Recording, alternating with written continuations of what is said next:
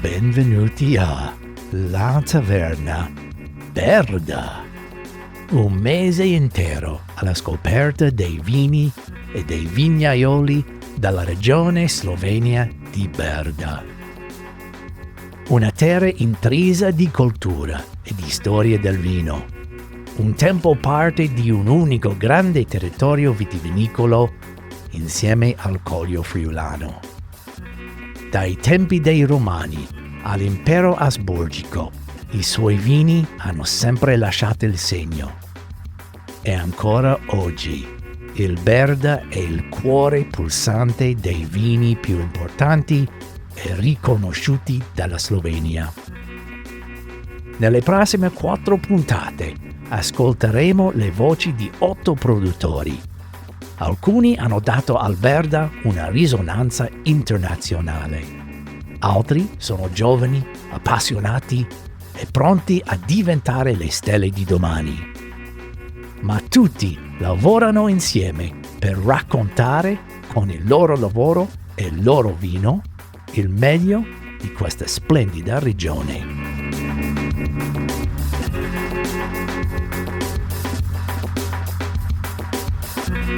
Salve Berda Wine fans, bentornati alla Taverna Berda.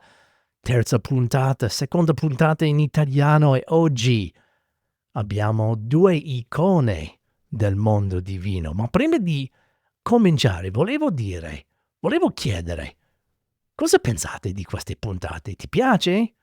Lasciami un commento, mandami un messaggio sui social, sai dove trovarmi, no? La Taverna Podcast, Instagram, La Taverna Friuli, Facebook. Mandami un messaggio, lascia un commento. Sto facendo bene? C'è qualcosa che devo cambiare? Hai delle critiche? Hai dei complimenti? Voglio sentire da voi. Io leggo tutto, Leggo tutto. E allora aspetto qualche notizia da voi. Cosa ho fatto bene? Cosa ho fatto male? Cosa non ho chiesto? Cosa devo chiedere che non ho chiesto?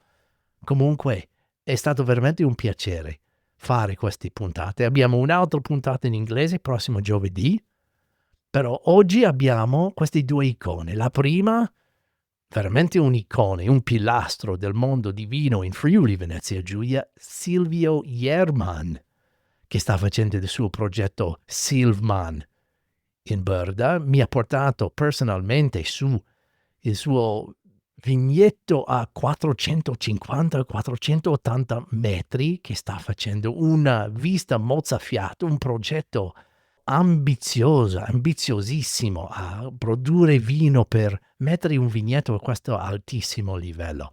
Non vedo l'ora di vedere i frutti, i vini che vengono fuori di questo.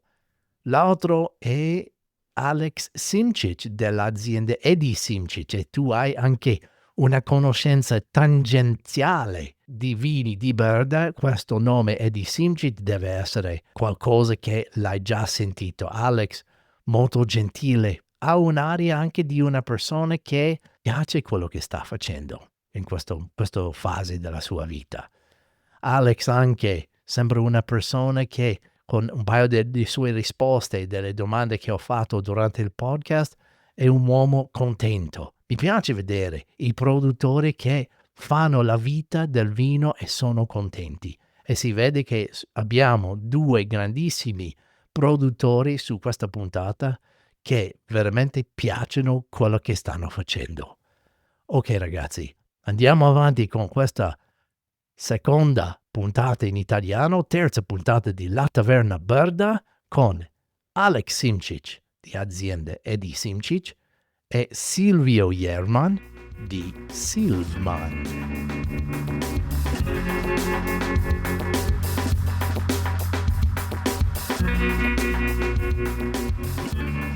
Benissimo. Perfetto, Io sono onorato di essere qui con, secondo me, 2 importantissimi produttori della zona. Uno che non ho mai pensato che aveva dei radici qui. Allora, Silvio Jerman, grazie tantissimo per essere qui con noi.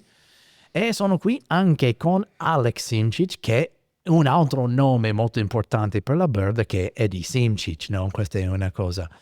Allora, prima di andare avanti, volevo ringraziare prima Silvio perché abbiamo fatto un bellissimo giro dei vignetti, di vedere queste zone che non ho mai visto nella mia vita, queste viste verso l'Adriatico di questi nuovi vignetti che stai facendo, e mi ha spiegato tantissimo i nuovi progetti. Allora, siamo qui anche a assaggiare mentre parliamo, e Alex, apriamo anche la tua bottiglia di ribolla fra poco.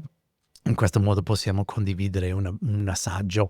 Però volevo cominciare ovviamente con un po' di storia. E conosco meno te, Eddie, allora se io posso, voglio cominciare con te per raccontare un po' la storia della tua azienda, la tua famiglia qui a Burda. Grazie. Grazie a te. Non deve essere nervoso. No, non c'è problema su quello. La nostra azienda ha una storia un po' diversa dalla maggior parte delle aziende in Burda, perché è nata come una passione, non era prevista come un progetto. Perché la nostra famiglia, specialmente la famiglia di papà, non erano contadini, avevano quel poco di terreno attorno alla casa e non avevamo. La parte quella che ha portato i terreni era la famiglia della mamma, dalla nonna, che là c'era l'azienda, nemmeno non piccola, tra le due guerre facevano anche 80 ettolitri, 90 ettolitri, 100 ettolitri di vino, e c'era cantina attrezzata, però là negli anni 50 i zii sono andati via, uno in Argentina, uno in Australia, come tanti in questi periodo, così anche due zii, due fratelli di papà sono andati in Australia, e così là era l'azienda, e poi il nonno è morto subito dopo la seconda guerra. E poi la nonna aveva praticamente quell'azienda per sopravvivere, per vivere lei. Le abbiamo aiutato, aveva un po' di uva, un po' di frutta, alcuni terreni erano abbandonati, e così l'abbiamo aiutato. Poi il papà è andato a lavorare giovane qua a cantina sociale a Cletburda, perché non c'erano mezzi di andare a scuola. E poi è andato anche in pensione giovane. Metà anni 80 si è trovato giovane pensionista, giovane pensionato, ha detto: ma sono un po' troppo giovane di essere un vero pensionista. Quanti anni aveva? Aveva 54-55 Ah, anni. ok. No? Ok. È veramente giovane. Sì. Magari potevo anche io andare in pensione a quell'età lì. E Bravo. così prima, come che lavorava qua a Cletburda, aveva anche tanta passione e voglia, aveva sempre quei 2, 3, 4 ettolitri di vino a casa fatti bene, e poi ha detto: ma io proprio non voglio stare fermo a quest'anni, e abbiamo cominciato a fare un po' di vino di quei vigneti dalla nonna, 2 o 3 anni di vino sfuso. Quello non ci piaceva né a lui né a me, proprio più di tanto, perché si faticava con vino sfuso. Poi anche con vino sfuso le carte erano già in vino sfuso, fai un rosso, un bianco, Esatto. un locale, no? Sì. Non c'era spazio più di tanto. E niente, poi ho detto: dai, il vino è buono, mettiamo in bottiglia. Così è nata 89, abbiamo fatto prime 3.000 bottiglie, e poi piano piano. Poi io studiavo quella volta ingegneria meccanica, sono un ingegnere, perché quella volta, quando sono andato a fare studi, era tutto così piccolo che non vedevo che questo sarà un giorno un nostro progetto, una nostra vita, che tutti potevamo stare con quello. Anni 90 ci siamo un po' cercati, poi la metà anni 90 io ho cominciato un po' a cambiare le cose, portare i legni in cantina, fare vini più strutturati, più complessi così. Poi prime esportazioni fine anni 90, e poi si è cominciato a sviluppare, fare la cantina, perché prima avevamo 3, 4, 5, 6 posti sparsi lì e là. lì e là. E così poi le cose sono diventate più serie. Nel 2002 abbiamo fatto la prima cantina, un po' più seria. Poi subito dopo è successo che dalla zia dalla zia, dalla sorella di papà, al villaggio di Foiana. È successo che non potevano fare più perché il marito è morto, poi il mio cugino andava avanti, aveva troppo cose. E poi abbiamo preso anche quell'azienda a Foiana, così che abbiamo praticamente due aziende, una a Foiana, una a Cosana, due villaggi che secondo me hanno i terreni molto belli e così le cose sono cresciute. Io facevo anche altri lavori, facevo in parallelo, io con papà facevamo quello che potevo, facevo le vendite, aiutavo il pomeriggio di sabato, di domenica, così, e poi finalmente nel 2014 ho deciso di smettere di fare altri lavori e di concentrarmi sul vino, sull'azienda, così che oggi papà ci ha lasciato l'anno scorso, Mi dispiace. e così che adesso con Jure e Jacopo, i due figli, stiamo lavorando su 15 ettari di vigneti e sì, stiamo, secondo me, cercando di fare un lavoro serio, un lavoro molto con focus, e per adesso ci sta riuscendo abbastanza bene. Bene, bene, bene. Quando si pensa di questa zona è uno dei primi nomi che viene fuori, no? Di questa produzione di vini di Berda. Invece Silvio, io ho imparato qualcosa nuovo oggi, che tu hai proprio radici qui, in questa zona, anche molto vicino al Club Berda. A Bigliana, A Bigliana, esattamente. sì. Quanto distante è di questo posto dove siamo adesso seduti? Qualche chilometro, sarà Però 5-6 chilometri. vicinissimo. 2 chilometri, sì, Sì. molto vicino. Molto vicino. Perché- Io ho sempre pensato che tu avevi origini friulane, però tu sei nato in Berda. Il nonno, sì, Nonno, ok. nonno, bisnonno, e anche loro a loro volta probabilmente c'erano provenienza dal Burgenland. Ok. Cioè per radici più austriache. E quindi questo mio coinvolgimento qui è proprio per queste origini, per queste radici, perché ho dei ricordi molto cari che proprio qui a Cledburda mio papà mi portava quando ero piccolo, quando avevo 8-10 anni, che andavo con lui, però in quegli anni i bambini già gli facevi assaggiare, annusare, curiosare. Adesso magari ti mettono in galera se fai qualcosa del genere. E però è quello che ha indirizzato tutta la mia vita, direi, prima ancora che andassi a studiare enologia a Conegliano e poi a San Michele all'Adige. Perché proprio anche nella cantina che ho fatto a Rutars, come ti dicevo prima, c'è una stanza dove esattamente cerco di riprendere il ricordo della vecchia sale, delle vecchie bottiche qui a Cledburda c'erano. E quindi sono molto affezionato a queste zone, e adesso sto sperimentando ancora delle vie, dei modi nuovi, ma soprattutto puntando su dei vigneti particolari, speciali, come sono tanti in queste colline, e soprattutto puntando molto sulla rebula in purezza e rebula macerata con le bucce, fermentata con le bucce. Ok. Cose che fino adesso avevo fatto solo marginalmente, non mi ero mai dedicato così in maniera così importante come sto facendo adesso. E adesso con l'annata 23, proprio in questo mese, sta uscendo anche sul mercato il vino. Ok. E c'era sempre questa voglia di tornare alle origini, o quando è nato dentro la tua testa di tornare a fare vino a Berda? È difficile un po' dire se sia stato un periodo specifico che mi ha fatto prendere quella decisione. Di certo sta che i primi 2 ettari acquistati qui vicino proprio a Dobrovo, verso Wisniewicz, sono stati i 2 ettari nel 2008. Ok. Quindi Allora, lì non recentemente, lì un po' di posso tempo fa. considerare il punto importante della decisione per incominciare ad avere un'idea e investire sia tempo che soldi, per un progetto a lungo termine, come adesso sto cercando di realizzare.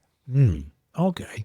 Ovviamente dal 2008 è cresciuto un po' dei vini e del progetto.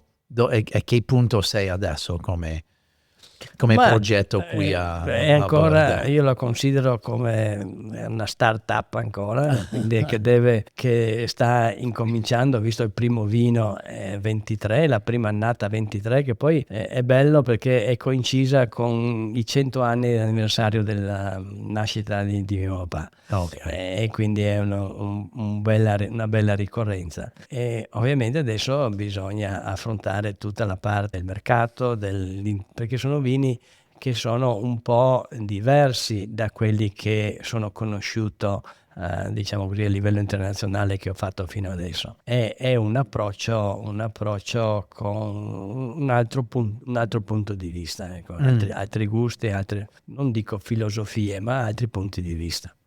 Come si può definire questo nuovo punto di vista? Difficile. È difficile. Difatti, nel 22 avevo fatto una specie di anteprima scrivendo Reb al contrario, cioè da destra verso sinistra, appunto per cambiare la visuale, cambiare l'approccio di un'idea di fare vino. Dargli un nome, una parola e diventa difficile riassumere tutto il concetto, insomma, ecco, diventa, non dico una rinascita, perché non è rinascita, è un po', direi un po' ritorno al mio mondo da piccolo, da quando prima ancora che affrontassi le scuole di enologia, e che mi porta indietro nel tempo ai gusti dei vini dei contadini, ma di solito è facile dire vieni contadino, però come adesso, come allora, c'è contadino e contadino. Quello che fa che ha grande cura, grande passione, e quello che magari è un po' più superficiale nelle cose, il prodotto poi non è mai all'altezza. E quindi mi riporta indietro a quegli anni lì, che sono gli anni 60 in pratica. Ok. E per tu, Alex, c'è una filosofia o un'idea che porta avanti la tua cantina? Prima hai parlato un pochino che hai cominciato di lavorare anche con il legno, però c'era un'idea, una filosofia che è la tua famiglia, che tu volevi portare avanti quando si parla di vini di Berda? O come si può definire anche la tua approccio al vino qui a Berda? Ma la mia idea all'inizio normalmente era quello prima di imparare di cosa può dare la Berda, perché da noi quello che si faceva prima era molto più superficiale, si faceva il vino, si cercava di fare il vino che era bevibile, che era così. Poi con le prime bottiglie abbiamo cominciato come si faceva praticamente quella volta lì, facevi o acciaio o cemento, vini di certo tipo, poi io in quello non vedevo un grande, per dire, forza o quello che si riesce a esprimere. Poi ho cominciato a fare un po' in parallelo un po' di vino in acciaio, un po' di vino con fermentazione di botti e così avanti. E poi praticamente dall'annata 99 in poi usiamo solo i legni, facciamo una tipologia di vino praticamente, però abbiamo sviluppato molto lavoro per le zone. Come facciamo? Ok. Noi abbiamo tanti posti diversi, tante particelle piccole. Ultimi anni facciamo anche attorno di 50 fermentazioni diverse Wow. tra bianchi e rossi, e noi lavoriamo da anni già vigneto per vigneto, poi decidiamo che vigneti vanno in bottiglia da soli, che vigneti assembliamo assieme, però sono tutti vini fatti in stessa maniera, praticamente da fine anni 90.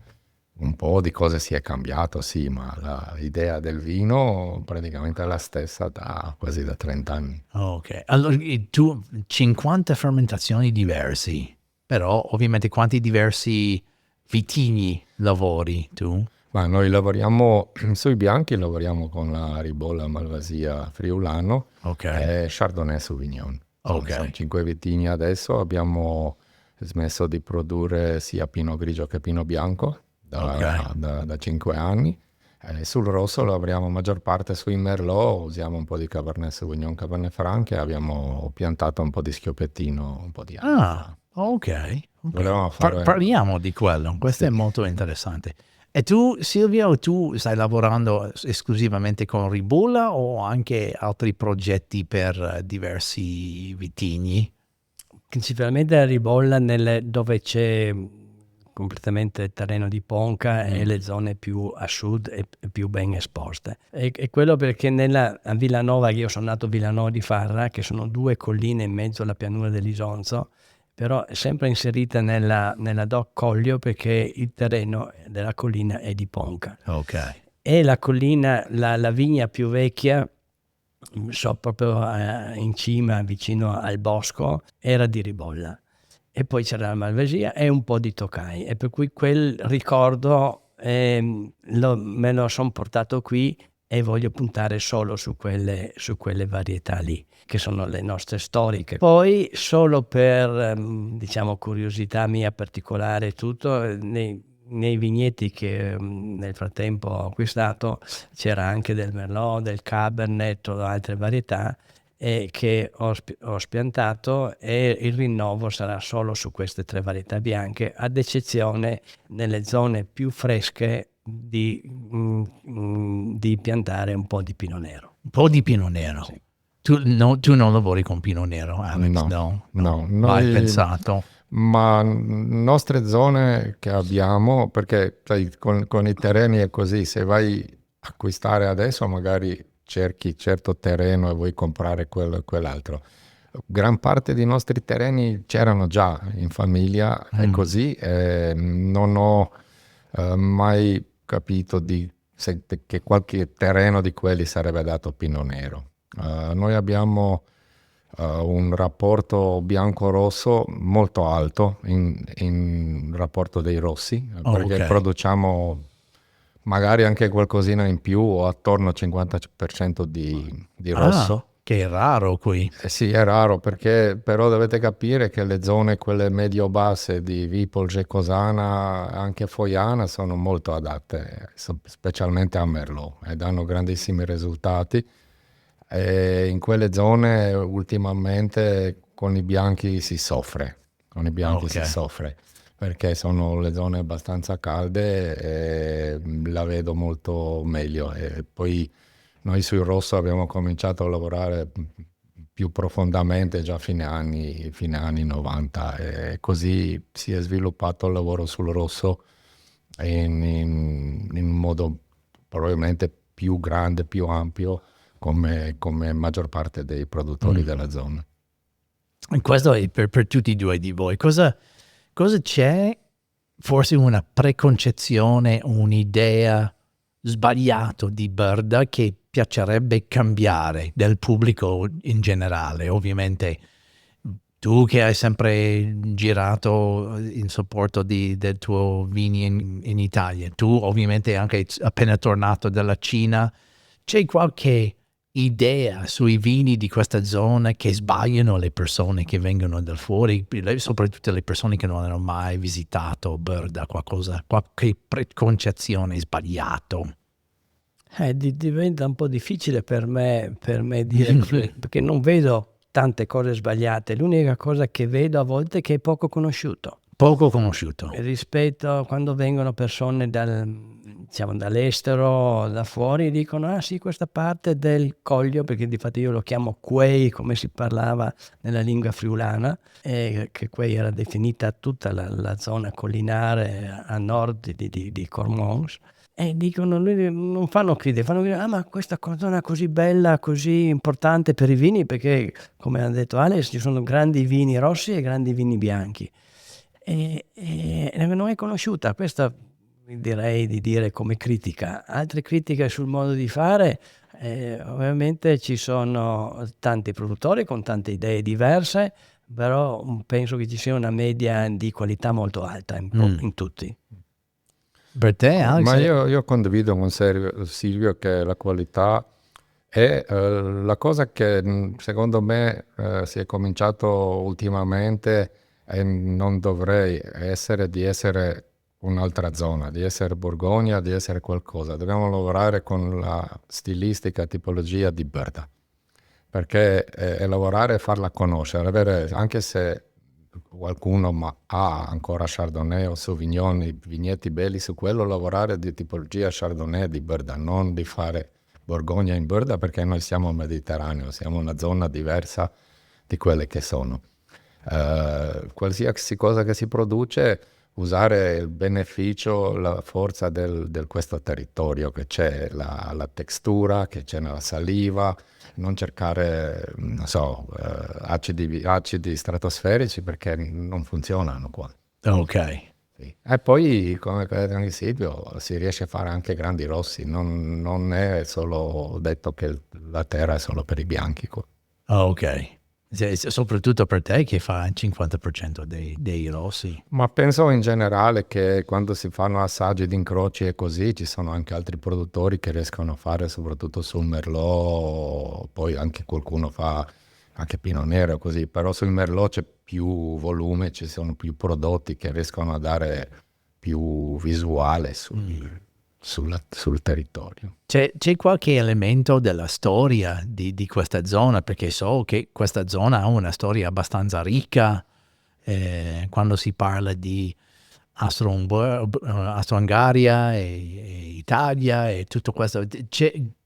C'è qualche influenza di questa storia che si trova della zona, delle tradizioni, del vino che si riflette quella storia lì? È un po' difficile e delicato rispondere, almeno, però ritengo che chiamo la nostra zona, le nostre origini, si dà molto peso alla storia delle origini, penso, come tutte le zone più importanti, e quello ci lega al mondo austriaco. Ok.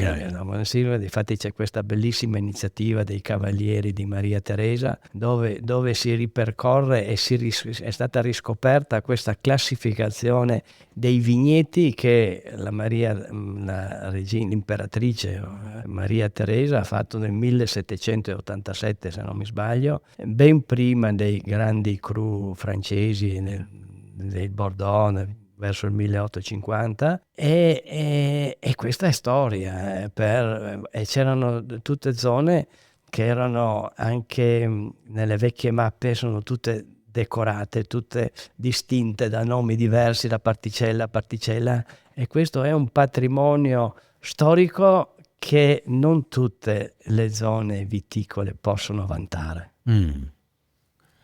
Sicuramente il periodo austro-ungarico ha lasciato il segno più importante, perché anche guardando indietro hanno fatto molto investimento come Stato per far sviluppare le zone, no? E hanno portato anche le varietà francesi, perché avevano più qualità già nel XIX secolo qua in zona, perché i proprietari dei terreni erano di quelle origini. L'altra cosa che è questo terreno, secondo me, è un posto, questa zona, nonostante se ci crea anche i problemi dall'altra parte, con tante influenze ci sono un grandissimo numero di varietà che funzionano bene, però sono tutte le varietà che sono arrivate con certi ragioni, no? Ok. Sia dai veneziani, perché eravamo l'incrocio, no? E poi un po' di tutto è rimasto anche qua. E allora sì, cioè, con le altre conversazioni che ho fatto, questa idea dell'influenza di questa classifica, però l'idea che io ho sempre, e correggetemi se sbaglio, questa idea che quando avevi questi nobili di Vienna, che viene di una zona fredda, questa sembrava una zona caldissima. Allora la produzione di frutta, di vino, di uva, di tutte queste cose, che qui sembrava un tipo di paradiso per loro, perché c'era un'estate lungo, ovviamente sta sempre riscaldando di più, però questa idea di usare una zona più vicino all'Adriatico per la produzione di vino e frutta e altre cose consumabili era importante per quello, no? Invece adesso abbiamo questo gioco tra Italia e Burda. E secondo te questo gemellaggio è un vantaggio o un svantaggio per la Burda? Ovviamente sto parlando con qualcuno che ha un piede qui, un piede là. Ovviamente per lui è un vantaggio, però non lo so, ogni tanto sento che forse la Burda sta sull'ombra del Codio, però potrebbe essere un vantaggio? Ditemi voi. Ma la grossa particolarità che ha la nostra zona è come le 3 uve che abbiamo appena menzionato: Ribolla, Savignonnasse, Tokai e Malvasia. No? Mm-hmm. 3 uve completamente diverse una dall'altra, non hanno gusti simili, come magari a volte succede. E quello cosa rappresenta? Rappresenta l'unicità della nostra zona, perché qui convivono sono unico posto in Europa, meno che conosca, che convivono le 3 genealogie,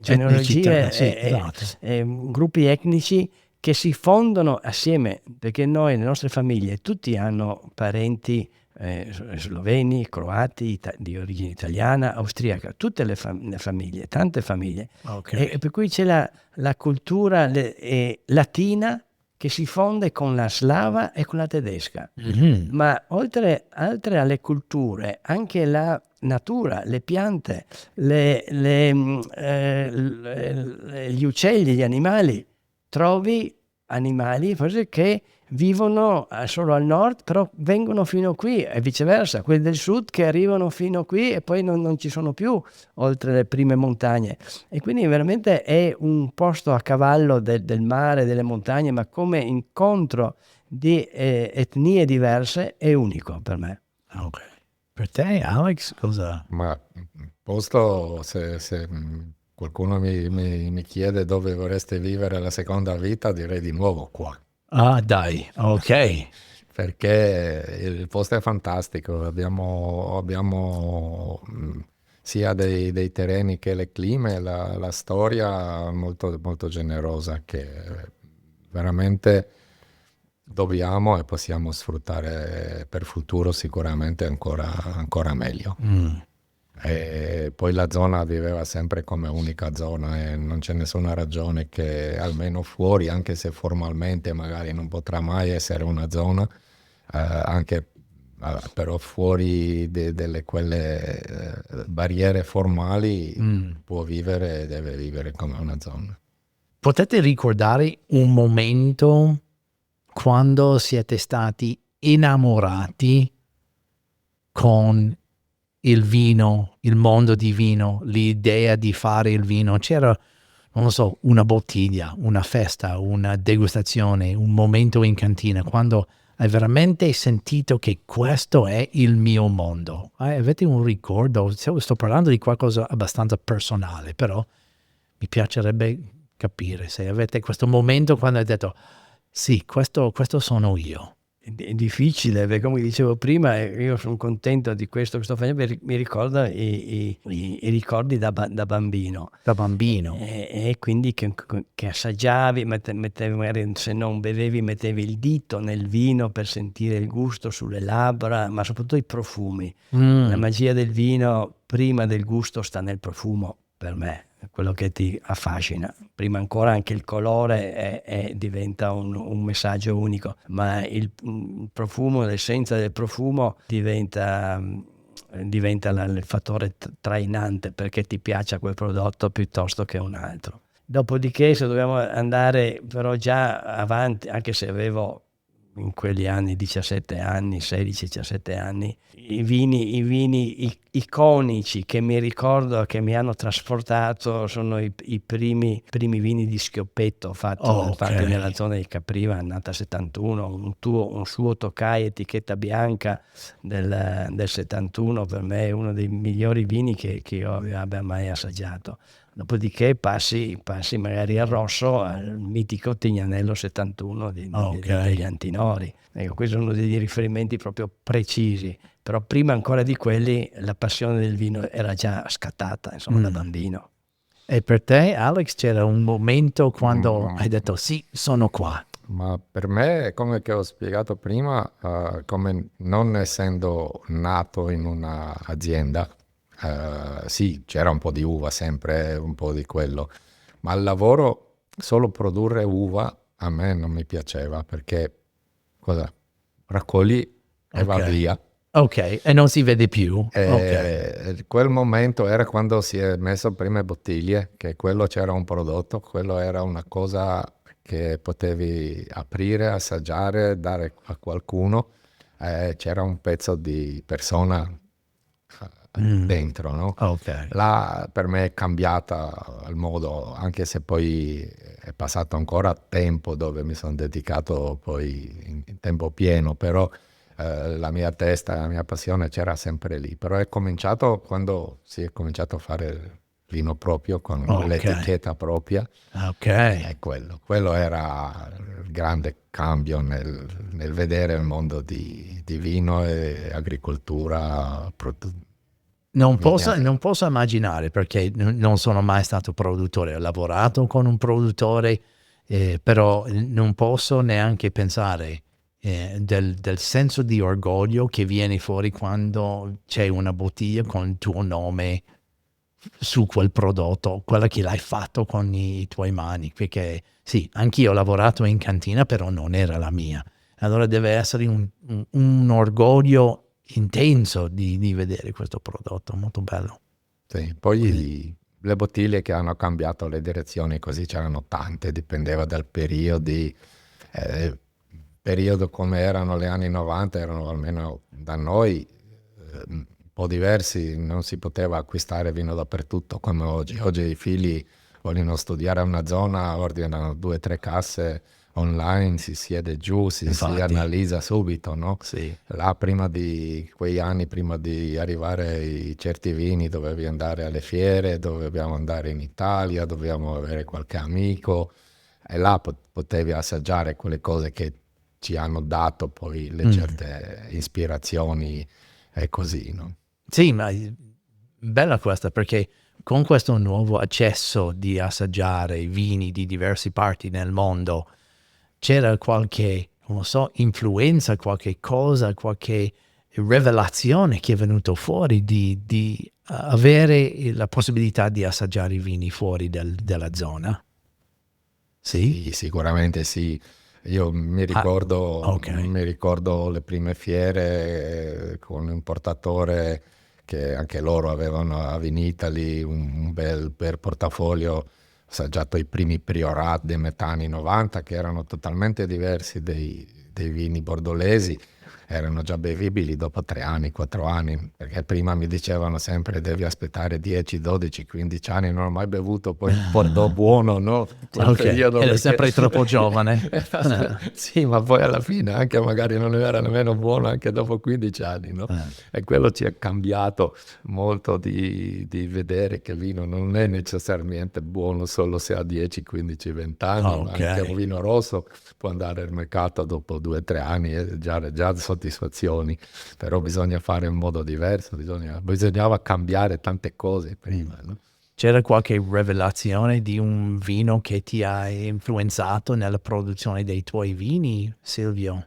Beh, in quello che ho fatto ho sempre due immagini, a me due zone che sono molto, che sempre mi piacciono ancora e sono due riferimenti, o la Borgogna sia per lo Chardonnay e il Pinot Nero, tutto il mondo della Borgogna come stile di vino, come complessità, come importanza e l'altra zona in assoluto che mi piace è la zona della Wachau, del Gruner Veltliner Ok. e del Riesling. A quei vini non rinuncerei mai a entrambi. Bello, bello. Abbiamo parlato tutto bene di Burda fino adesso, siamo sempre ovviamente molto innamorati con questa zona, però cosa sono le sfide, le difficoltà di fare vino in questa zona? Come si può definire? Forse delle persone sottovalutano del produzione di vino nella zona di Burda. Dove sono le più grandi sfide che si deve affrontare qui? Beh, Ovviamente non ci sono. ma no, la sfida più grande di far conoscere. sì, la sfida più grande è di alzare la zona, Alzare la zona. alzare la zona, far conoscere la zona, però per fare e conoscere la zona bisogna anche fare un lavoro molto continuo e molto mirato e preciso. A volte la gente anche qua è troppo presto, gira, guadagna un po' e vive di quello e non si fanno gli sforzi di fare. Brda è zona di fare vino di qualità, vino di carattere, vino di... sono poche zone che riescono a fare se un vino è fatto bene dalla Brda e dobbiamo lavorare su quello che uno assaggia alla cieca da qualche parte, non so, altro dice questo sono Brda, però di quello quella gente deve assaggiare centinaia di bottiglie. È così, e poi alla fine siamo 3-4 quelli che viaggiamo, che andiamo in giro per tutto il mondo, siamo troppo pochi, bisogna fare un po' più di sforzo. Mi sembra che siamo arrivati a un certo livello dove poi un gruppo, tanti produttori vivono almeno localmente bene dalla reputazione della zona, no? Ok. Facendo un bel lavoro, ma non un lavoro che potrebbe essere l'obiettivo di tutta la zona di portarla in alto. Io la vedo così. Ok. E per te, Silvia, sfide? Dobbiamo considerare che è una zona molto giovane, per cui tutti i produttori, dobbiamo considerare che la Slovenia è diventata indipendente nel 91. Prima un produttore non poteva vinificare da solo e confrontarsi con le altre realtà dell'Italia, che è qui confinante vicino, o le altre realtà del mondo. Per cui è un percorso che siamo ancora in adolescenza, deve ancora crescere, maturare, sperimentare e poi decidere che professione fare, come diceva Alex, che strada prendere. Ma in pochi anni, per fortuna ci sono tanti giovani, si dedicano, hanno passione e con ottimi risultati di qualità. L'importante è dopo capire come in una famiglia, in una struttura, bisogna collaborare, cioè avere idee diverse, sì, però sempre confrontarsi e portare avanti un unico obiettivo. Se si comincia a sfaldarsi un po' l'unione, allora lì vedo delle difficoltà. Ma è importante la coesione e un'unione di intenti. Ecco, uno può macerare un vino piuttosto che non macerare, però l'identità deve venire fuori. Ecco, l'importante è di non fare dei vini banali, industriali, solo per soddisfare il momento del mercato dell'adesso. Molto importante. Non bisogna guardare adesso, noi dobbiamo guardare la nostra essenza e per certi aspetti non pensare troppo al mercato, dobbiamo fare quello che la zona dà il meglio di sé. Sono d'accordo con Silvio sul primo aspetto, che sono praticamente 35 al massimo 40 anni con qualcuno che si fa un lavoro serio. Si è fatto tanto, quello non possiamo dire, però con certi sforzi che si fa, se la zona avrebbe più conoscenza sarebbe un po' più facile al mercato, perché dobbiamo molto spingere ancora, dobbiamo essere molto coinvolti nelle vendite dappertutto al mondo se vuoi che le cose vanno. E la seconda cosa è quello che confermo anch'io, bisogna che siamo Brda, stilistica è una cosa, però Brda non sono una zona per fare vini industriali, per fare vini banali solo per venderli, perché siamo troppo piccoli, è un peccato non fare vino di carattere, diciamo. Ok. Perché ho fatto il giro prima con Silvio per vedere tutti questi nuovi vigneti altissimi, no? Parliamo un po' dell'altitudine qua, perché prima di venire in questi giorni non sapevo che c'era questo cambiamento di altitudine da abbastanza vicino il Coglio fino in cima della montagna dove siamo stati noi. Puoi spiegare un po' l'importanza dell'altitudine e soprattutto nel contesto del riscaldamento globale, forse? mi fai a me la domanda? Tutti e A due, tutti e tutti e due. Alex aveva appena accennato delle zone dove dei bianchi attualmente possono soffrire di più per Ok. il discorso che sono zone che magari gli vengono meglio i rossi, il merlot, il Ok. cabernet vengono meglio perché i rossi, cioè i bianchi in quelle zone così calde adesso soffrono che magari 30-40 anni fa non soffrivano così.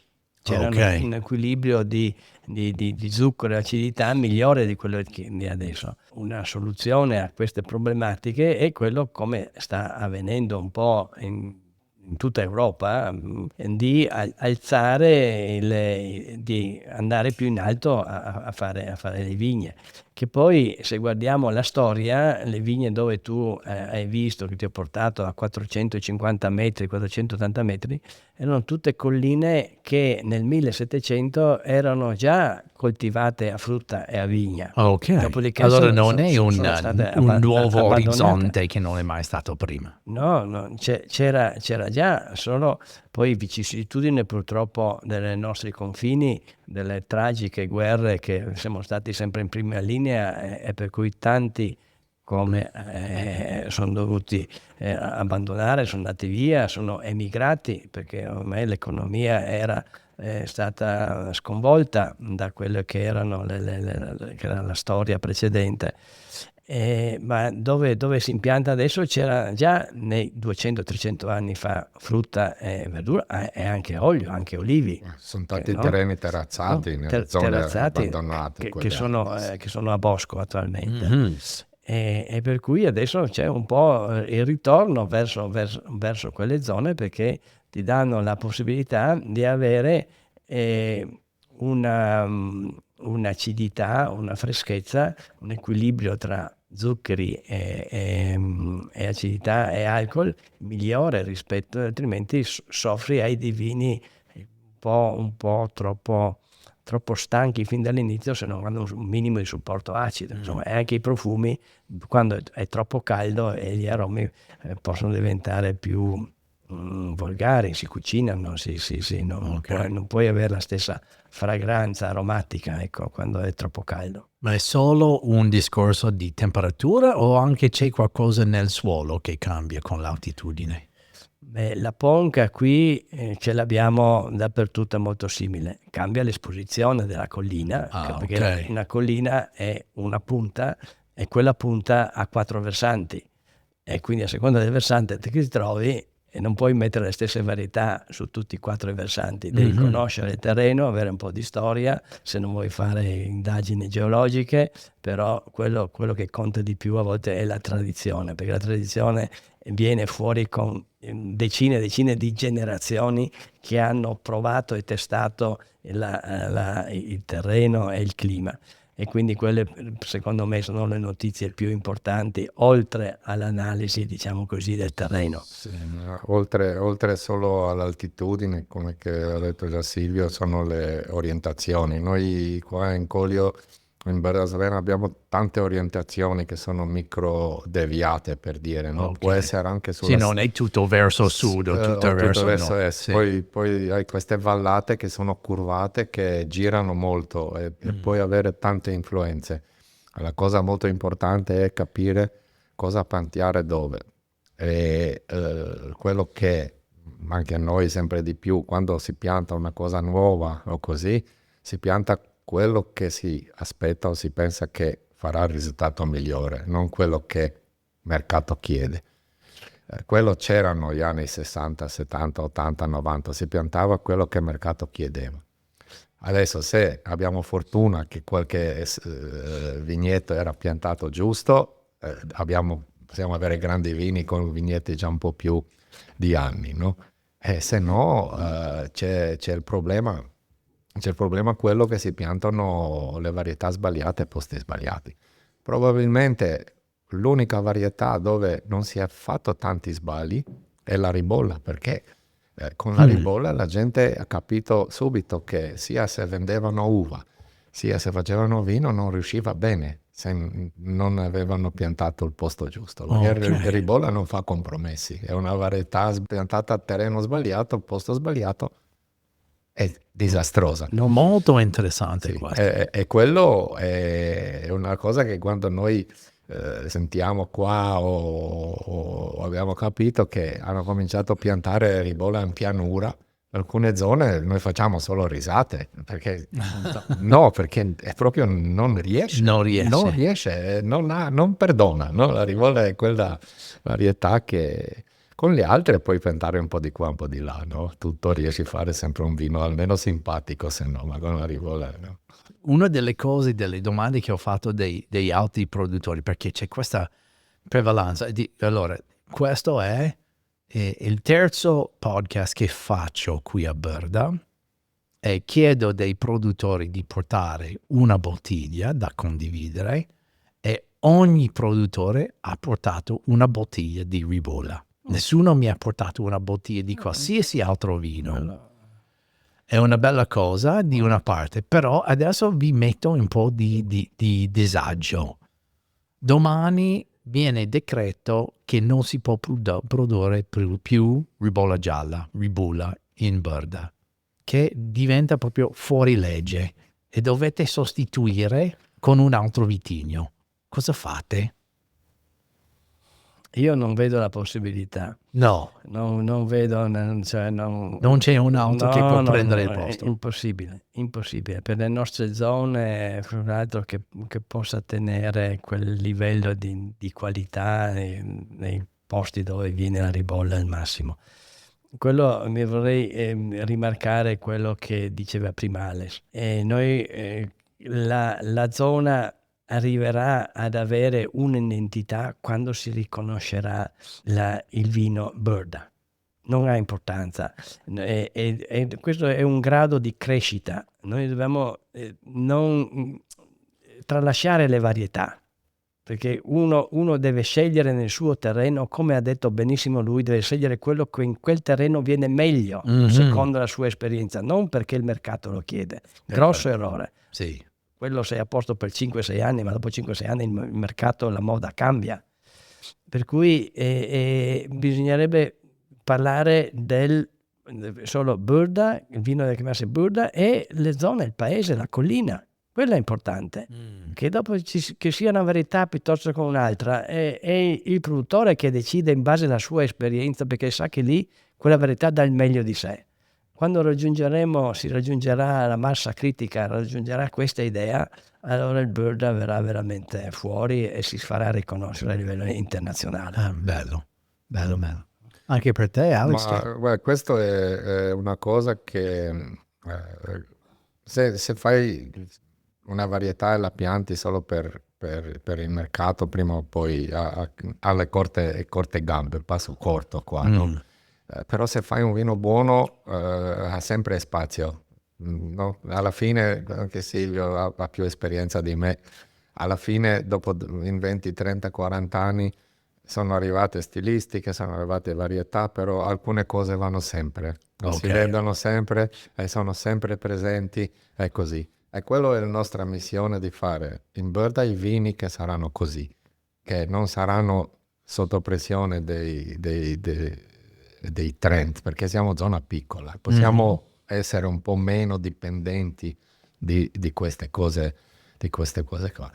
E secondo me è anche vero, senza ribolla, non lo so cosa alcune zone sarebbero piantate, sì, si può piantare, ma il risultato dove la ribolla veramente fa bene è sempre molto meglio come qualche altra varietà. E poi fare anche uvaggi tipo Burda bianco, robe del genere, senza ribolla sono impossibili, secondo me.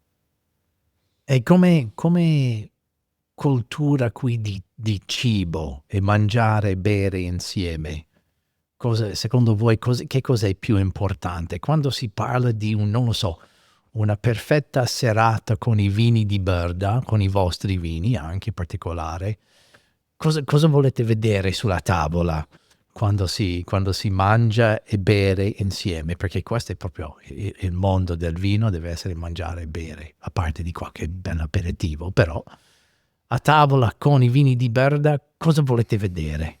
Burda, noi che siamo cresciuti qua, secondo me le cose senza maiale non esistono, Ok. no? Sono varie cose, sia dei prodotti che si fanno invernali, sia con combinazioni delle frutte e delle verdure, sia quelle invernali, quelle così. Dammi un Però, esempio. non so, brovada con crotechino, robe del Ok. genere, la iota fatta sia quella estiva con la zucca, sia quella invernale con crauti, robe del genere. Poi selvaggina c'era sempre presente. Con ribolla? Con ribolla? Se è fatta in modo più delicato, Rebula molto grippa, molto Ok. sale, dove riesce a tirare fuori. Poi siamo anche vicino al mare, quello è chiaro, ma da noi quando ero piccolo pesce era poco, era qualche baccalà che era per il Natale e così, tutto il resto era più alla base di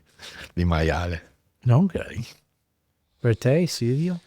Beh, per me è importante che ci sono alcuni ristoranti che stanno crescendo, perché una zona importante di vino deve avere anche una cucina importante per poterli abbinare, proporre e tutto. È importante che i giovani si dedicano anche all'ospitalità, alla cucina, ma questo vedo che rispetto a 20 anni fa sta crescendo, anche 10 anni fa ci sono diversi posti che cercano di curare la cucina. E la cucina qui ha diverse tradizioni, cioè c'è la tradizione italiana, tradizione slava, tradizione austriaca, quindi ha un bagaglio di storico molto ampio, no? Può diversificare molto. Poi il bello, tu ti meravigli, la ribolla come su un piatto di carne, dipende come è fatta. Se fai un frizzantino non tiene, ma se fai una ribolla una certa struttura tutto quanto, tiene bene anche una bellissima oca, per dire, come vedo un abbinamento ideale. Come l'altro giorno ho avuto modo di avere un abbinamento per me molto insolito di un vecchio pignolo con un pesce, Dai. uno storione. Ed era un Wow. abbinamento fantastico, che non sarei che a pensarci a livello teorico non l'avrei mai fatto, No. però dopo sono stato smentito dai fatti, insomma. Io non mi dimentico mai, no? Avevo un cliente che era un master sommelier buyer per una catena di steakhouse negli Stati Uniti, no? Ok. Faceva viaggio faceva viaggio qua in Italia, così poi è arrivato qua, siamo assaggiato quello, quell'altro, cercava di vini di mettere nella promozione, c'era una catena di Capital Grill, 50 posti così. Ok. Poi alla fine siamo andati a mangiare bistecca perché non c'era aperto niente, era là a Vencò, sai, quella che l'hanno chiusa vicino al confine. Era un po' di anni, Peperoncino, non so come si chiamava. Ok. Era 3-4 anni aperto il posto. Era là facevano bistecche, no? Ho preso una bottiglia di ribolla, siamo andati a mangiare bistecche. Ribolla con bistecca. Ho venduto 2 annate, l'ho messo dentro nel programma di vino, a bicchiere, non so che cosa, non ho avuto quella volta pensa te. 4.000 bottiglie che lui voleva, gli ho dato 2 annate di ribolla.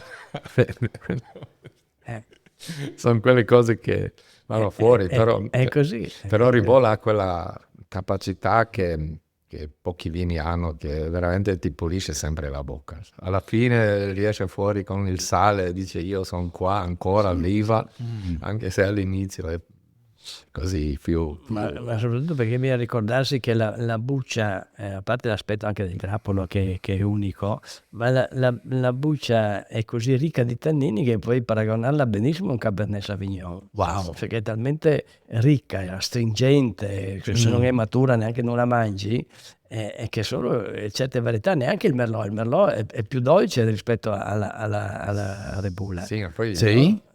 Sì. Ma Sei d'accordo? alla fine la ribolla praticamente come uva va a essere gestita come un Baccarossa, no? Perché se non hai buccia matura non sa di niente, è cattiva, anche se non la mangi. Anche se non la mangi è cattiva.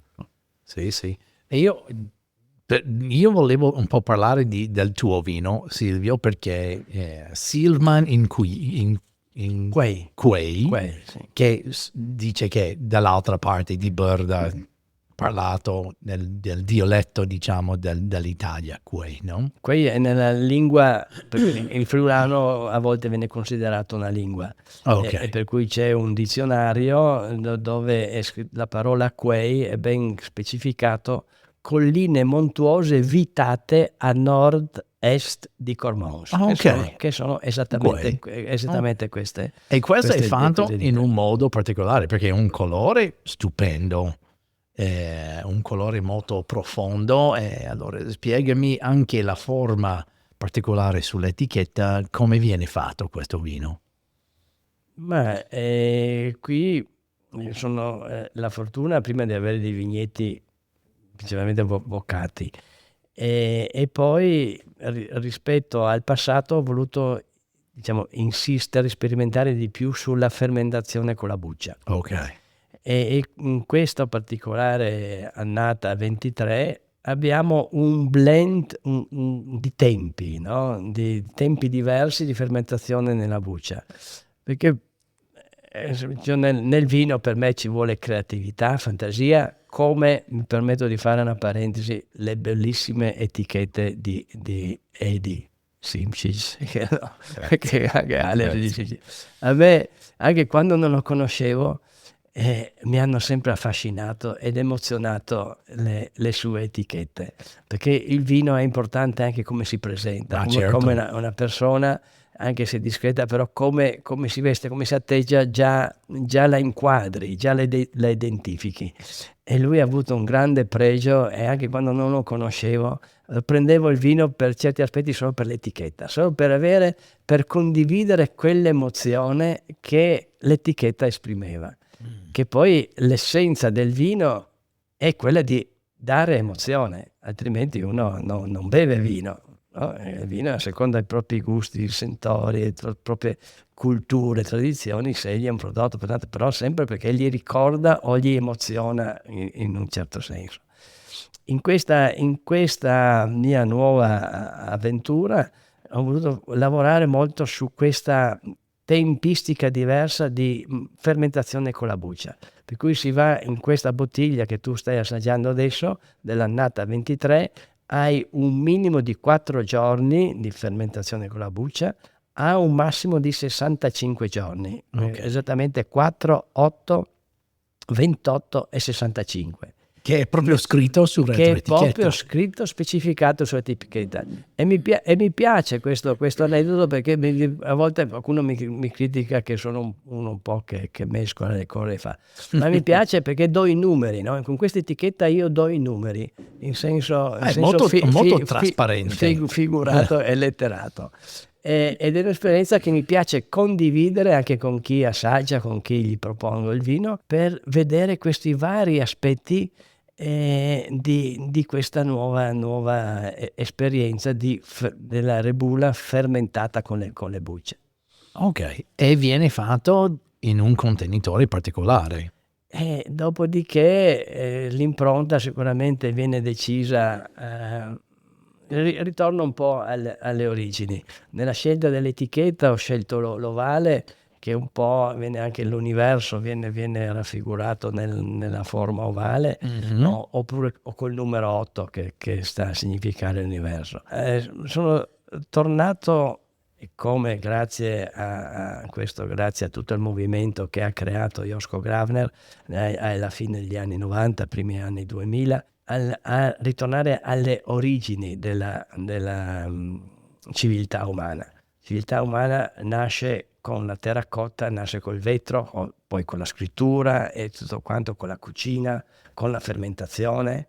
Altrimenti prima era un animale che mangiava cose crude, punto e basta. Esatto. E invece con la terracotta l'uomo incomincia a cucinare, conservare i cibi e tutto. E la terracotta vuol dire anfora, e l'anfora dagli studi che ci sono, archeologici di tutto, è da 8000 anni presente nella storia umana. E quindi ed è stato abbandonato perché solo grazie a Iosco che è stata riscoperta in questi ultimi anni e ha messo in moto tutto un movimento di un vino fatto in un certo modo. Perché questo? Perché è un materiale che respira, come il legno, però è cosa che però non influenza i gusti e i profumi come può magari fare il legno, perché il legno a volte può prevaricare la varietà, il gusto o sovrastare certe caratteristiche della varietà, e quindi abbiamo una microossigenazione senza avere interventi di gusti esterni. Ecco, questa è la mia linea guida per questi nuovi vini che sto facendo. Ok. E il tuo vino, Alex, viene fatto in legno? Sì. Ok. Sì, Prima che parliamo della tua, tu che hai in bicchiere il vino di Silvio, cosa pensi del suo vino? Ma io la prima volta che assaggio questa Anch'io. versione ho assaggiato un po' di quelle più prove che c'erano, che abbiamo visto anni precedenti, e vedo una grande evoluzione di confronto di quello che ho assaggiato, qualcosa di parziale prima, perché qua quello che a volte vedo quando si usano le anfore, che le ossidazioni sono molto veloci sulle anfore. Sicuramente io non ho molta esperienza, noi abbiamo provato piccola cosa con i fili a casa e così. Sicuramente dipende molto dal tipo del materiale, però dipende anche dei parametri, del modo di gestire questa cosa qua. Qua le ossidazioni sono molto mirate, e poi sulle volatili, quelle cose lì, non ho avuto mai dubbi che sarà il problema. Il problema può essere quando va all'evoluzione troppo veloce, invece qua vedo un grande equilibrio, e poi anche diverse tempistiche di macerazione, ognuno ha portato qualcosa a completare come un quadro questo vino. È un bel risultato. A me piace tantissimo, per la tecnicità, per la perfezione di produzione che è senza difetti. Sì, perché anche sulle ribolle macerate sono molto delicate le cose astringenti, amare, che provengono dal parte tannica, no? Qua la gestione di quella parte è bellissima, perché non ci sono amarezze, non ci sono No. tannini secchi. E non c'è volatile, non c'è Ma questi quello difetti non non entra avevo, neanche. no, Sì, no, su quello. E invece anche tu, Silvia, hai deciso, e mi ha detto prima che ha deciso di usare tappovite perché aiuta tantissimo con il solfarosa, ma anche con la conservazione. Come mai questa decisione di fare tappovite? Direi che la linea guida fin dall'inizio è il tappovite. Tappovite perché? Per non avere, diciamo, inquinamenti, tra virgolette, oppure chiamiamole più interferenze da parte della chiusura, che può essere la chiusura del che tappo del potrebbe sughero, creare problemi. i sugheri moderni, dei truciolari vari, per così dire, che comunque sempre danno qualcosa al vino, ti cambiano il profumo, ti cambiano il gusto, non hai una bottiglia uguale all'altra, e poi hanno il problema dell'ossidazione, perché in questo vino quello che mi fa, diciamo così, proud, no? Detta nella tua lingua, e quindi orgoglioso, anche se qualcuno dice l'orgoglio è più un difetto che un pregio, ma dipende come lo si prende. E di essere arrivato a questo prodotto alla fine in bottiglia, che fa solo anfora, non fa legno, non fa acciaio, dall'inizio della fermentazione fino a un anno dopo che viene imbottigliato, solo anfora, ed è stato imbottigliato senza filtrare. E per me questo è un grande risultato, che solo questo tipo di terracotta che viene usata, penso mi ha dato la possibilità di arrivare a questo fine, a questo risultato. E il tappovite perché? Perché ovviamente io non sono, diciamo così, un talebano che dice io non uso solforosa. Io quando schiaccio l'uva è sempre come la ferisci, e quando tu fai una ferita su te stesso, se non usi l'alcol come si usava una volta, ma meno un po' di detergente, tanto di pulizia sotto l'acqua lo devi fare, perché altrimenti vai incontro a infezioni, a batteri, a malattie che non sai dove vai a finire. Per cui ci vuole un po', quando schiacci l'uva, per me un pizzico di solforosa, di bisolfito bisogna metterlo. Come quando arrivi all'imbottigliamento, un piccolo di protezione verso l'ossigeno bisogna metterlo. Se dopo andiamo a fare le analisi abbiamo delle quantità molto inferiori rispetto ai vini cosiddetti chiamati standard o tradizionali. E in questo contesto, che non hai microfiltrazioni, non hai stabilizzazioni, diciamo, chimico-fisiche che si fanno nelle cantine solite, è molto importante anche la protezione dell'ossigeno. Il tappovite questo mi dà questa possibilità.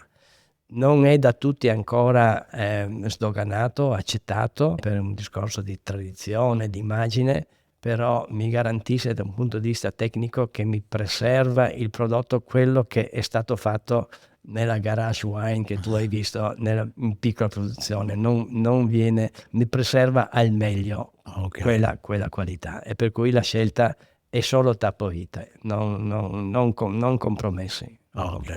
E Alex, descrivimi come viene fatto la tua ribolla invece, che ovviamente non è fatto in anfora, è fatto in legno. Sì. Descrivimi un po' il processo per fare. Ma il nostro modo di fare, come che ho detto dai seconda parte degli anni 90, è che tutti i nostri bianchi fermentano e stanno sui lieviti circa 9-10 mesi.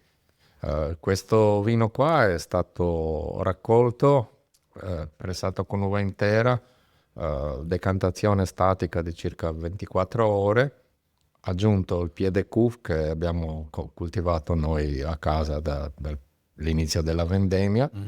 E quando la fermentazione ha ripreso bene l'abbiamo messo in botti, e qua c'è una combinazione di 2,25-500 litri, legno nuovo attorno 8-10%, il resto un mix di usato fino a 5 volte in media. Sì. Allora non è di dare un sapore al vino, ma più questo ambiente come l'anfora, dove c'è un scambio di ossigeno. Sì, scambio di ossigeno, quella capacità di avere i vini più tempo sui lieviti che hanno finito il percorso, che danno protezione, che danno tutto. Poi dopo 10 mesi li assembliamo in vasca e prima delle vendemmia messa in bottiglia. Assemblato, i vigneti, le uve arrivano da 3 vigneti, fermentati separatamente e poi assemblati insieme. Tu cambi le proporzioni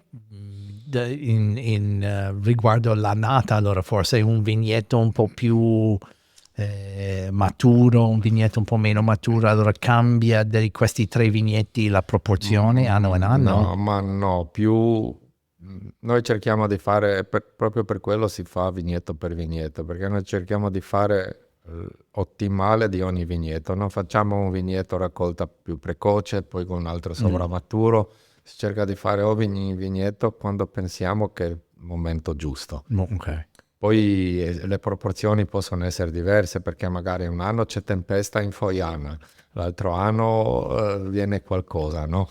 Non sono mai rapporti proprio in percentuale esattissimi, però con gli assemblaggi si riesce sempre a fare poi anche un equilibrio bilancio, perché magari abbiamo anche 2 uvaggi che ci serve la ribolla, poi se una botte non ci sta in questo, in equilibrio di questo vino, lo usiamo nell'uvaggio, che con ribolla malvasia e friulano funziona molto bene, perché nei uvaggi magari i dettagli come con vigneto singolo sono un po' più diversi.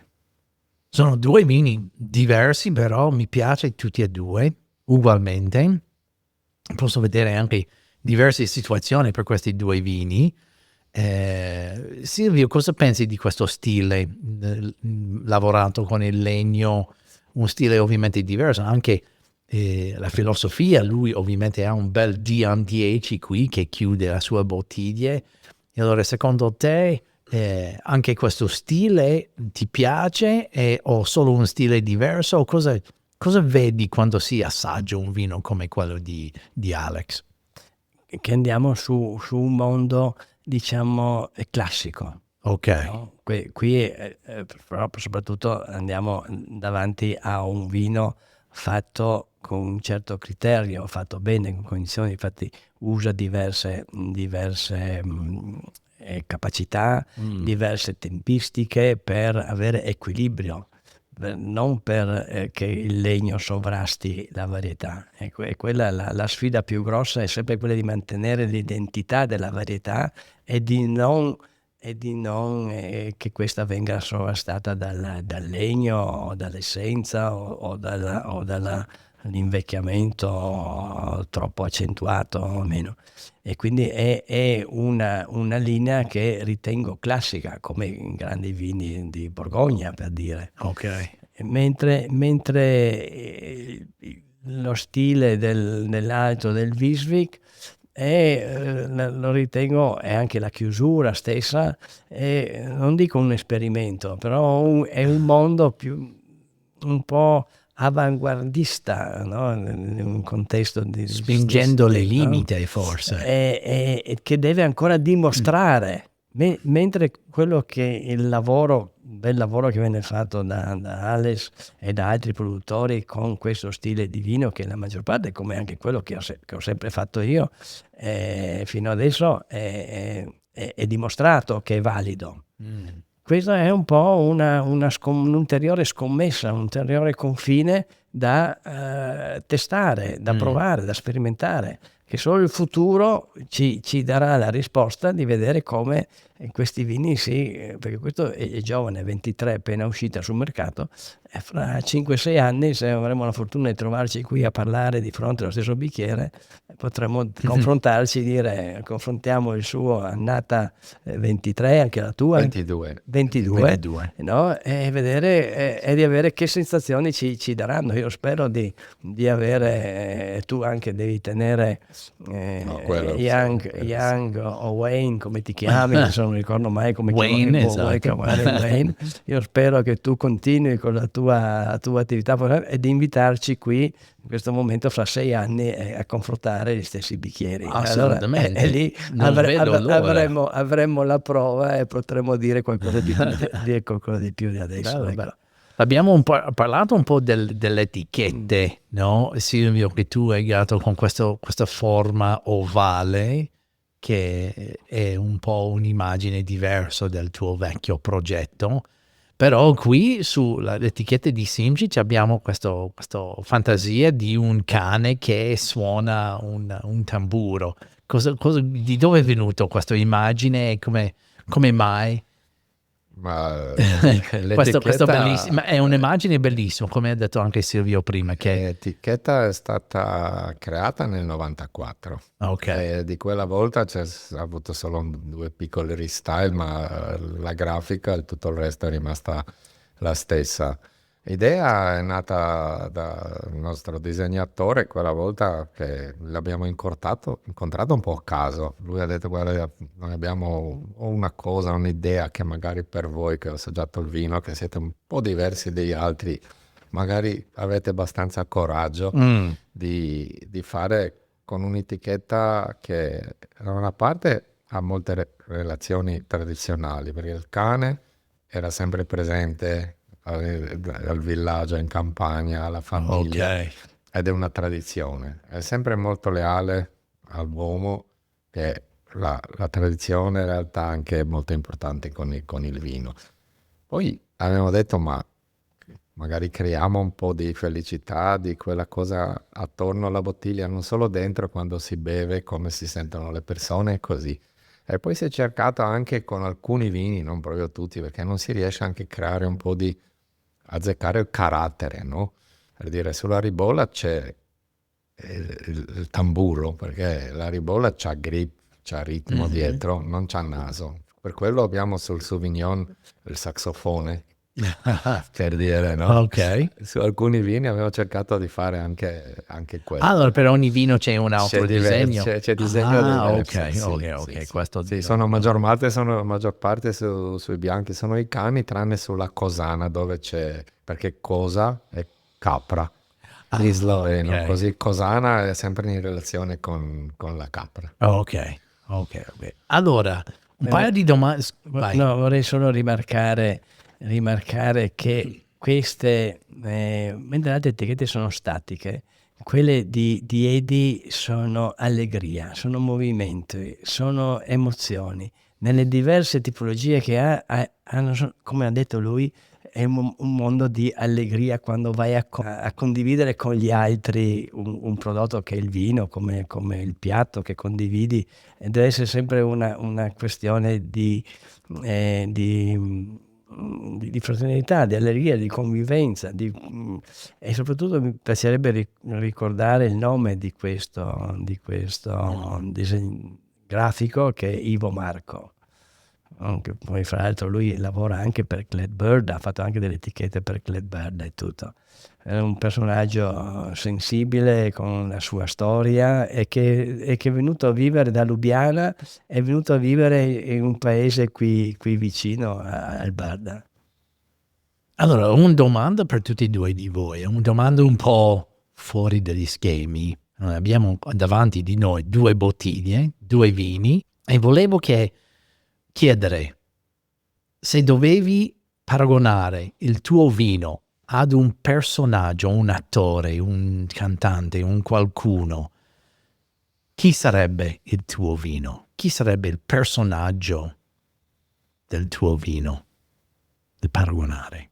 Personaggio del cinema western, anche altri, ma soprattutto è un personaggio che anche da un punto di vista fisico l'ho riscontrato nella fisionomia, in tratti caratteriali di persone che per me Burt Lancaster. Burt Lancaster. Burt Lancaster. Perché? È bello questo. Sì. Per voi giovani che sente i podcast, Burt Lancaster è un grandissimo attore degli anni 60, 70, anche 50, però cosa c'è del tuo vino che ti ricorda Burt Lancaster? Anche se uno non parla, già è autorevole di suo. Ecco, ha un tipo di imponenza, un tipo di potere. Sì, questo aspetta questo. Molto bello. Sì. Sì, stiamo parlando di un uomo alto, robusto, questa faccia abbastanza mascolina, ma molto bello, molto bello. E te, Alex, chi sarebbe il tuo vino? Ma io probabilmente non sono così bravo in queste cose qua, ma l'unica cosa che vorrei dire adesso è che mi ricorda molto a mio papà, che fino a 90 anni era sempre in perfetto equilibrio. Allora, ricorda il tuo papà. Era sempre con il peso giusto, sempre con una forma sbagliante fino a più di 90 anni. Ok, wow, molto bello, molto bello. L'ultima domanda, e dopo vi lascio andare, un'altra domanda un po' strano, un po' fuori dagli schemi, no? Se il tuo vigneto o la tua cantina, si può scegliere dove si passa più tempo, poteva parlare e rivelare qualche segreto di voi, che poteva scrivere o raccontare, forse sussurrare un segreto di voi, il tuo cantina, il tuo vigneto, cosa direbbe? Per me la cosa così più importante che è successa nel momento quando Jure e Jacob hanno deciso di stare e lavorare con noi era che ci siamo capiti che tutto quello che era stato giusto e fatto bene bisogna rispettare e non cambiare per forza, perché c'è il cambio o influenza generazionale, però da usare quello come una ripartenza o partenza per fare meglio. Mhm. Quello è solo in poche parole tutto quello e tutte quelle ore che abbiamo assaggiato, discusso, parlato sia in vigna che tutto, che sono le discussioni molto molto complesse, però al momento che si è capito quello, le cose sono veramente andate, stanno andando in direzione molto buona e giusta. Bello. E per te, Silvio? Il tuo piccolo garage wine cosa potrebbe raccontare? O i tuoi vigneti bellissimi qui nell'alto della collina? Il messaggio della vigna, della vite, penso sia sempre è quello di tener duro, di resistere, perché la vigna, almeno nel mondo contadino ancestrale, sempre, faccio parlare purtroppo, ripeto, purtroppo le vigne adesso vengono messe in posti proprio dove vigna non c'era mai, a scapito, e magari nelle colline dove c'era vigna magari le leggi ti vietano di mettere vigna, e quello è una grande sconfitta culturale e umana. E la vite la metti dove non ti viene nient'altro, o difficilmente viene altro. E il suo DNA è quello di resistere alle intemperie, come vediamo purtroppo in questi giorni che abbiamo avuto tutti questi danni dalle piogge così abbondanti. È quello di ricominciare, di resistere e di tener duro anche quando le condizioni non sono ideali. Ecco, questo è il messaggio. Bellissimo, bellissimo. L'ultima domanda, perché siamo già quasi a 90 minuti. Si vede che c'è questo calo di consumo di vino dei giovani, no? Si vede che c'è questo movimento di no alcol, tutto quanto, ma se dovevi avere, non so, un gruppo di giovani davanti da voi per convincerli che il mondo di vino è così bello, come si può descrivere? Come si può convincere la nuova generazione che il mondo di vino è un mondo bello? Per tutti e due a voi. Secondo me l'unica cosa è farli capire e assaggiare che è il prodotto unico, che è il prodotto storico, è il prodotto che non è fatto come nessun spirito o bibita, che è prodotta senza limiti di volumi, di produzione. Ah, ok. Per te, Silvio? Come si convince? Fare uva e fare vino soprattutto devi lavorare per il futuro, avere fiducia nel futuro. Quando fai un prodotto e tutto, poi tu decidi di bottigliarlo, devi avere grande fiducia che quel vino lì ti darà belle soddisfazioni e risultati nel futuro, non nell'immediato.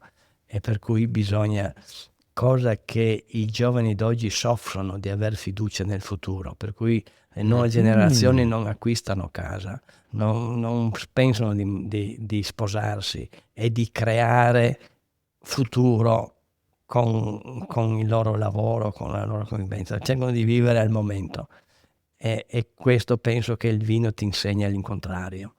L'uva, la vigna e fare il vino ti Non insegna. ci sono vittorie veloci. Non ci sono vittorie veloci. Bravo, grazie. Non ci sono vittorie Chi veloci. pensa di fare soldi subito con il vino è già perso. È vero, è vero.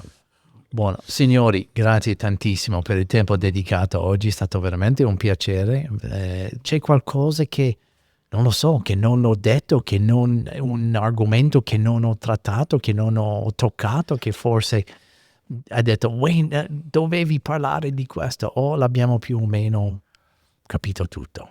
Ma per me tu sei un outsider, non so come dire, perché tutta la comunità, a me sorprende che siamo qui da diverso tempo a parlare, discutere, e c'è qualcuno che magari anche avrà la curiosità di ascoltarci.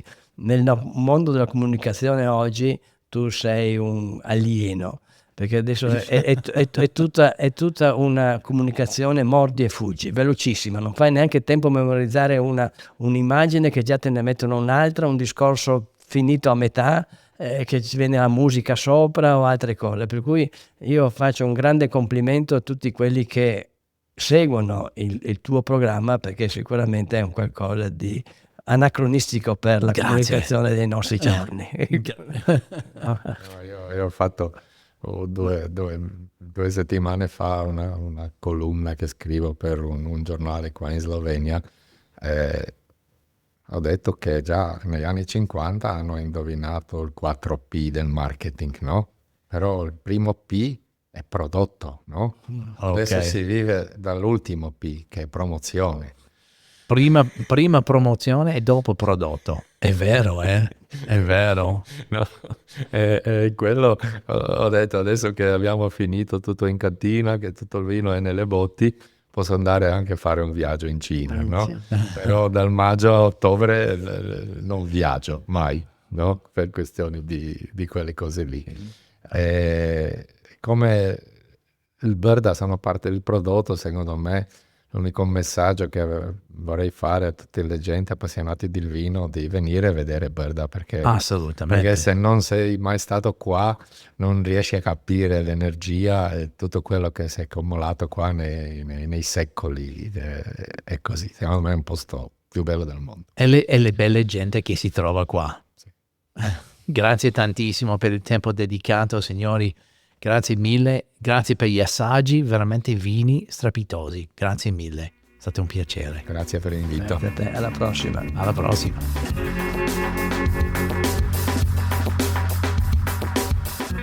Vorrei ringraziare i produttori presenti oggi nel podcast per il loro tempo e per i loro vini.